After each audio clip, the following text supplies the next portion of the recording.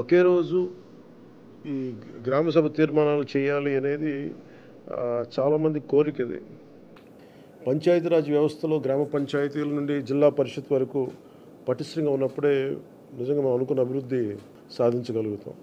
అందుకని దాంట్లో భాగంగానే ఆగస్టు 23 తారీఖున రాష్ట్ర వ్యాప్తంగా 13,326 గ్రామ పంచాయతీల్లో ఇప్పుడు ఇంతకుముందు ఎన్నడూ లేని విధంగా ఒకే రోజున గ్రామ సభలు నిర్వహిస్తూ ఉన్నాం. ఈ గ్రామ సభల్లో ఉపాధి హామీ పథకంలో ప్రతి కూలీ కుటుంబం సంవత్సరంలో 100 రోజులు పనిచేసే విధంగా అవగాహన కల్పించాలి. కూలీలకి ఉన్న హక్కులను తెలియజేయాలి. రైతులకు ఉపాధి హామీ పథకాన్ని సద్వినియోగం చేసుకోవడానికి సంబంధించిన పనుల వివరాలను గ్రామ సభల్లో ప్రతి ఒక్కరికి అర్థమయ్యే విధంగా తెలియజేయాలి. ఇకపైన ఉపాధి హామీ పథకాన్ని సమర్థవంతంగా అమలు చేయడానికి మనందరం కలిసి పనిచేద్దాం.